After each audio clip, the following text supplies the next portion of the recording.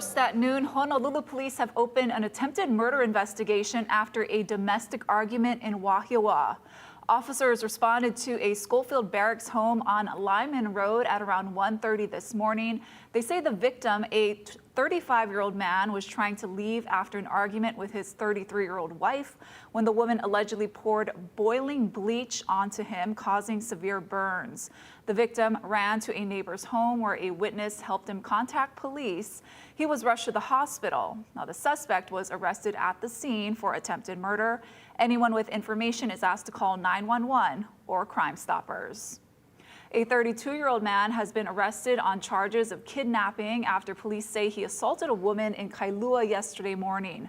Police reports say the woman was attempting to leave a residence when the man used physical force to keep her from leaving. She escaped and called police, who later found the man and took him into custody. The woman was treated for her injuries at a hospital. And HPD is investigating yet another robbery involving a machete on Oahu. Around 2 o'clock yesterday morning in McCully, a woman saw someone attempting to rob someone. When she tried to intervene, the suspect swung a machete at her before they dropped the other victim's things and ran off. No one was hurt and no arrests have been made. On Maui, police are searching for whoever broke into the Maui Humane Society. Now, the alarms went off at the facility in Pu'unene at around 4 yesterday morning. A thief drove through the shelter's gates, then shattered the doors and windows and pulled out the wires of the newly upgraded surveillance system. They left with cash from the front office before police arrived. Thankfully, none of the animals were hurt. The Humane Society is now asking the community for help with donations to repair the security cameras. Despite repeated warnings, illegal fireworks still lit up the sky on New Year's Eve, and now HPD is defending why it only made 2 arrests for the illegal aerials. HPD Assistant Chief Brian Lynch told the Police Commission that there were about 250 officers on patrol. He says that more staff was needed to handle drone operations and the hundreds of emergency calls for fireworks and criminal reports. Officers did make 80 criminal arrests that night.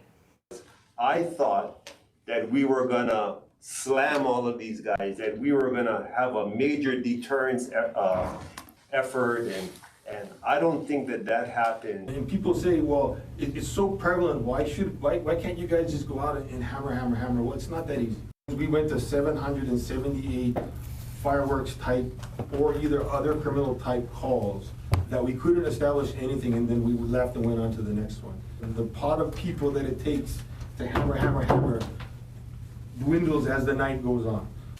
HPD says there were signs of progress. Many neighborhoods were quieter than in years past, which they say could be due in large part to the Department of Law Enforcement's fireworks seizures at the ports.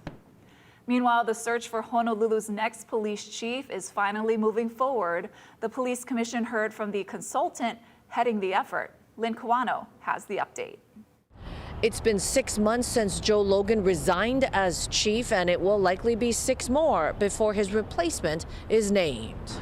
Progress as Honolulu looks to pick its 4th chief in less than a decade. In-depth screening process. Gary Peterson is head of Public Sector Search and Consulting, a California-based firm that helped find 120 police chiefs on the continent.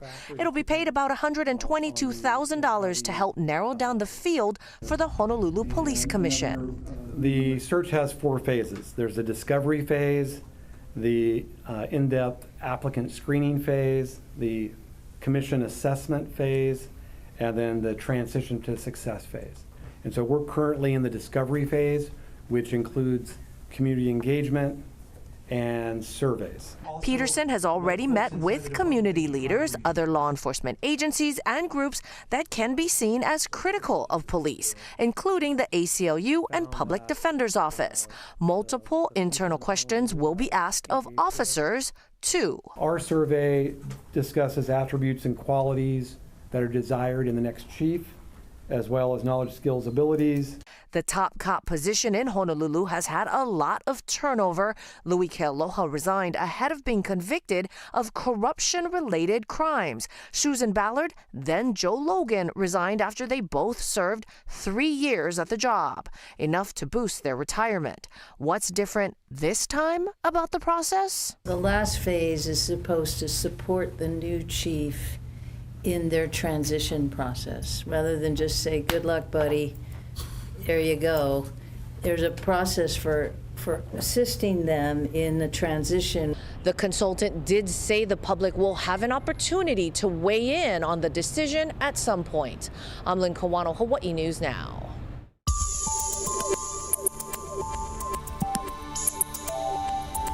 Aloha. On this Thursday, it's going to be another cloudy day, semi-soggy conditions. There will be some scattered showers, especially over Maui County, Windward, Big Island, Windward, Oahu, likely to pick up some scattered showers later in the afternoon. We're not expecting a lot of rain today, but it will be a little bit soggy from time to time with another cold front with more clouds and showers due tomorrow through the weekend. Now, today, the surf's going to be rising. We've got another northwest boost coming in later in the afternoon, just below advisory levels. So it's still going to be big. At least conditions should be cleaner than it was yesterday. Thanks, Guy. It's now been more than 3 weeks since the fatal shooting of Renee Good. Vice President J.D. Vance visited Minneapolis and delivered a strong backing to federal law enforcement as tensions between ICE agents and demonstrators show no signs of cooling. Nicole Skanga reports. Federal agents arrested several people they allege were part of anti-ICE protests that disrupted a church service in Minnesota on Sunday.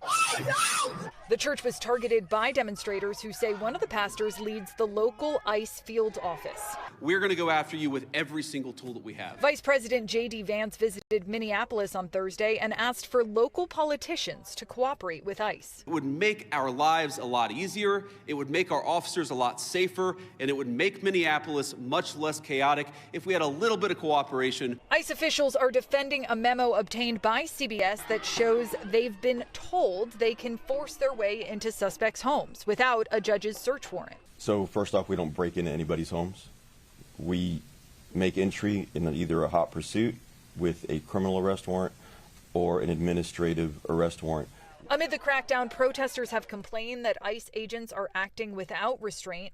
This week, they detained a 5-year-old boy in his driveway in Minnesota while attempting to arrest his father. School officials say the family has an active asylum case and has not been told to leave the U.S. Why detain a 5-year-old? You can't tell me that this child is going to be classified as a violent criminal. DHS officials describe the father as an illegal immigrant from Ecuador and say he abandoned his child while trying to evade capture. 5-year-old Liam Ramos and his dad are now being held in a Texas detention facility. Nicole Skanga, CBS News, Minneapolis. Meanwhile, President Trump started out his trip to Switzerland focused on acquiring Greenland. He then announced the framework of a deal with NATO, but details on that plan remain murky. Erica Brown has more from the White House. Mr. Zelenskyy, why did you come to Davos today? Ukrainian President Volodymyr Zelenskyy met behind closed doors with President Trump at the World Economic Forum in Davos. Afterwards, Zelenskyy said there is still a major roadblock on the path to ending the war with Russia. It's all about the eastern part of our country. It's all about the land. But for the first time, Zelenskyy says representatives from Ukraine, Russia, and the U.S. are preparing for negotiations together. We're meeting with Russia. That'll take place tomorrow. They're going to be meeting with President Putin. I had a very good meeting with President Zelenskyy. Everybody wants to have the war end. President Trump launched his Board of Peace with a charter signing event in Davos Thursday. The board was created as part of the brokered peace deal between Israel and Hamas. We're committed to ensuring Gaza is demilitarized, properly governed, and beautifully rebuilt. It's going to be a great plan, and that's where the Board of Peace really started. 22 countries, including the U.S., signed the charter Thursday to join the Board of Peace with the goal of rebuilding Gaza and helping to ensure it remains demilitarized. But the president says that's only the first step. Once this board is completely formed, we can do pretty much whatever we want to do, and we'll do it in conjunction with the United Nations. Many European allies, including the United Kingdom, have declined the president's invitation to join for now. Erica Brown, CBS News, the White House. ahead on This Is Now, a new national ranking draws pity for Hawaii drivers and explanations from the state. Plus this. Poke shops still dealing with a limu shortage, so when is it coming back?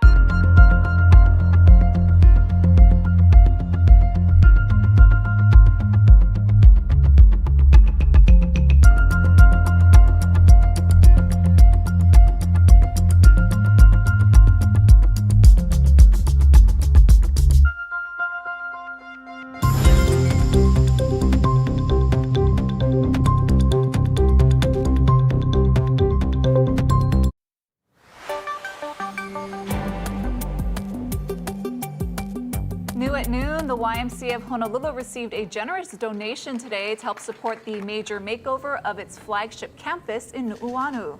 The $425,000 gift comes from the Central Pacific Bank Foundation, Federal Home Loan Bank of Des Moines, and Arnold and Tui Martinez. This money will also go toward a new community room where people and organizations can come together to learn and collaborate. We all have our gripes about Hawaii's roads and drivers. Well, now a new national ranking says we are the lowest ranked state in the nation for our high fuel costs, congestion, and road quality. But Raquel Kalos says the State Department of Transportation is working to change that. Wallet Hub ranked Hawaii as the worst state to drive in the country, citing more than 30 factors such as gas prices, congestion, and road quality. The Hawaii Department of Transportation says the data doesn't fully reflect recent improvements. From 2022 onward to 2026, today, we've consistently been improving in the safety and the road quality and congestion. And we do have a lot of projects to try to continue that trend. HDOT official Shelly Kunishige points to long-term construction projects, including work along the H1 corridor aimed at easing traffic and improving infrastructure. We ranked 43 in 2022 for traffic and infrastructure. This year, we ranked 39. So we're going to continue the initiatives to get that score up. We're finishing up our Salt Lake rehabilitation, which rehabilitates H1 in both directions, near Salt Lake Boulevard. Wallet Hub also ranked Hawaii 49th in vehicle ownership and maintenance cost. Only California ranked worse. It's very telling when they talk about vehicle ownership and accessibility to maintenance, that those are things that we don't really have control over. The study lists Hawaii as having the second highest gas price in the country. On Tuesday, AAA put Hawaii's average at $4.41 for a gallon of regular, about $1.60 above the national average. Raquel Kahlo for Hawaii News Now. Oahu's poke providers are dealing with a shortage of limu. Mahealani Richardson explains the problem and the timeline for a seaweed resurgence. At Alicia's Market in Kalihi, Chris Cam says it's a no-go for Ogo. We don't have any. There's a shortage right now, unfortunately. The farmer doesn't have any. Well, it's only in the Oahu farm, which is where we like to get our limu from because he has really good limu. This is the hamachi with cold ginger. No limu inside, but there is green onion. I mean, customers come in asking, you got limu poke? I'm like, unfortunately, sorry, we don't, but we do have other ones available for you guys. Same story for Monarch Seafood, where they serve limu poke with no limu, says Tommy Mukaigawa. People do miss it in Hawaii, and we made poke without ogo, so we made an onion poke, which is limu poke, just no ogo. As you can see, it's almost the same, but we're just gonna go without it for a few days. Most limu in stores is commercially farmed. The largest producer of limu on Oahu says it's trying to get the supply back up after dealing with regulatory issues. Before, we used to harvest limu straight from the ocean. We didn't have all these regulations, and you just got to wash the limu. I mean, we wash our limu before we give it to the customers, and sometimes you find little crabs inside, and that's how you know it's fresh. Markets say they've been told their next shipment should be coming next week. There is light at the end of the tunnel. We think ogo should be back within the week or so, hopefully. So one of Hawaii's favorite foods can go back to its perfect poke pairing. Reporting from Kalihi, Mahialani Richardson, Hawaii News Now. Let's take a look outside with our weather cam at Aloha Tower. It's gloomy today. Guy's gonna have your full forecast in 2 minutes.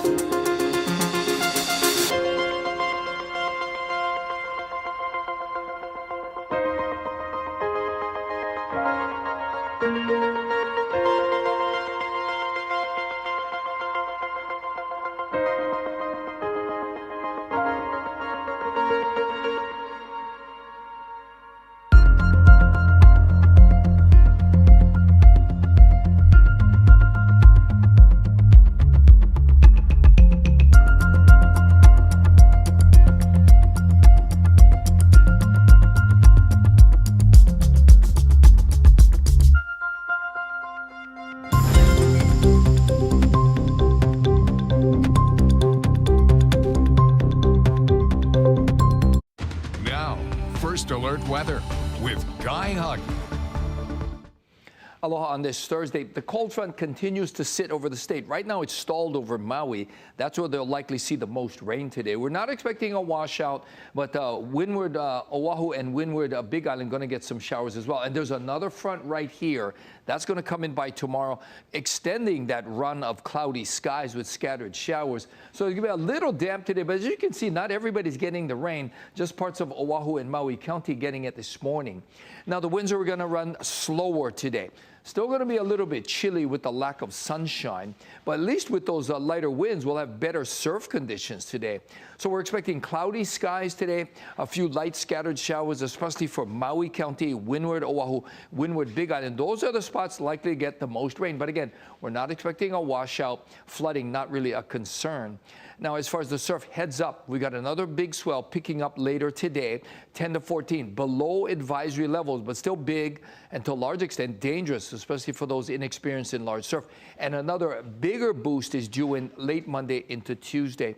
So we got to get used to these cloudy skies. They'll be with us through Sunday because don't forget, another front is due in tomorrow. Now, once that front moves in, along with the front, we'll get some breezy south-southwest winds through the weekend. and much drier conditions are expected to take over on Monday. But until then, keep that umbrella handy, especially with that new front coming in by tomorrow. Sounds good, Guy. Thank you. Well, it's the new year, and if one of your goals for 2026 is to get healthier and stay consistent, there's a local challenge that can help you. The Hawaii Running Lab is launching its 2026 Mileage Challenge. Casey Lund has the details and how you can win some amazing prizes. Aloha from Magic Island. It is just the perfect temperature for a nice little walk, jog, or even a sprint. I'm with Michael Garrison from Hawaii Running Lab. Thank you for being with me. We've been running all day. We're cooling down. But that's the thing. We're talking about the 2026 Mileage Challenge. You can walk, you can run, however you want to do it. You can skip if you were so inclined. Tell me a little bit about this challenge and how people can sign up. Well, they can sign up by going to hawaiirunninglab.com. We've got a tab there for the Mileage Challenge. And the way the Mileage Challenge works is you choose whether you want to go 250, 500, 750, or 1,000 miles for the entire calendar year of 2026. So the miles you started running on January 1st count even if you sign up today, and all of that goes all the way to the end of the year. Yeah, and talk to me a little bit about the Hawaii Running Lab, why you wanted to start it. And you're a former D1 track and field coach at Arkansas, at UH. You started your own kind of training company. But what made you want to do this? I imagine there was some sadness once you got into the collegiate coaching world, and you still wanted to help people meet their goals, and you're still doing that, right? Yeah, it was one of those things that I really missed college coaching once I stepped away from it for a bit. And it was working with individuals just kind of for free, and decided, you know what, I'm going to make a business out of this. And here we are about 11 years later. It's fantastic. So I work with individuals of essentially all ages and ability levels, primarily adults. And if they're training for anything from just getting off the couch to be active, all the way through, like we had one of our longtime athletes finish the Hurt 100 this last weekend. I think our friends on Sunrise were just talking about the Hurt 100, and that sounds pretty grueling. Yes. But if you just want to start, there's folks out here. That's what I love about coming to Magic Island. There's folks out here of all mobility. There are people that are maybe trying to get some mobility back after an injury. Our kupuna that are trying to stay active.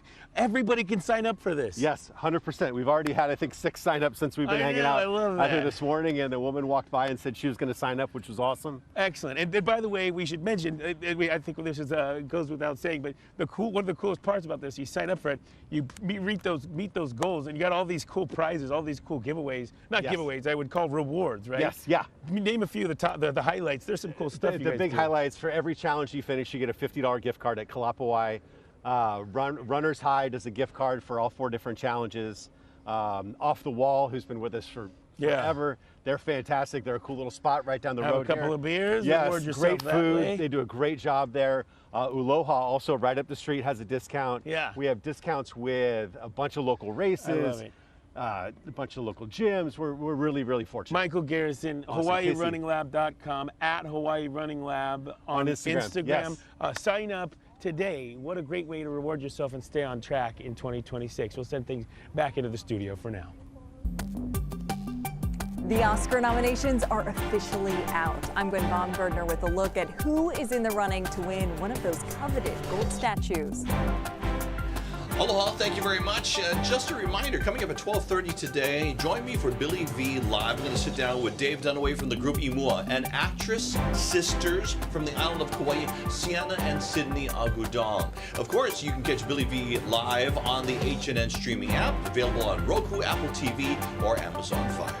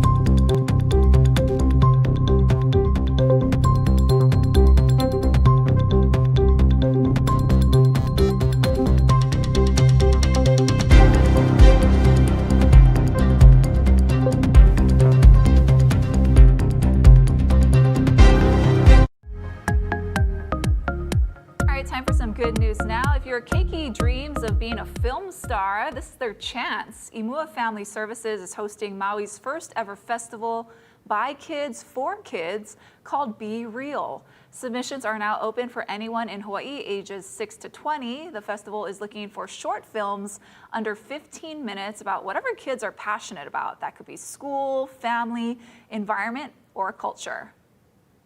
And the Oscar nominations were announced this morning, and the vampire blockbuster Sinners leads the pack with 16 nods. That's the most of all time. Gwen Baumgartner reports from Los Angeles. You twins? Maui cousins. Ryan Coogler's vampire thriller Sinners earned the most ever Academy Award nominations with 16, including Best Director and Best Picture. Let's go. It faces stiff competition from Paul Thomas Anderson's One Battle After Another and the period drama Hamnet. Begonia. Rounding out the category, Begonia, starring Emma Stone, the Brad Pitt racing drama F1, Guillermo del Toro's Frankenstein, Marty Supreme, starring Timothy Chalamet, and 3 other dramas, The Secret Agent, Sentimental Value, and Train Dreams. Backhand, forehand.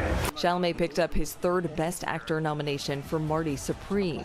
He goes up against One Battle After Another's Leonardo DiCaprio, Sinners' Michael B. Jordan, who nabbed his first ever Oscar nod, Blue Moon's Ethan Hawke, and The Secret Agent's Wagner Moura. Timothy Chalamet's been winning this award. This is his 3rd nomination for an Oscar, so this could be his year. Leo, I think, is also in there. Golden Globes winners Jessie Buckley from Hamnet. What do you wish to do, Hamnet? Wait, now what about the 10-minute warning? Yeah. And Rose Byrne from If I Had Legs, I'd Kick You lead the Best Actress race. Also nominated Kate Hudson for Song Sung Blue, Sentimental Values' Renata Reinsva, and Begonia's Emma Stone. Among the films nominated for Best Animated Feature, K-pop Demon Hunters and Zootopia 2. The awards will be handed out March 15th. Gwen Baumgartner, CBS News, Los Angeles. And thank you so much for watching This Is Now. We're going to have more news first at 4 right here on KHNL. We'll see you then.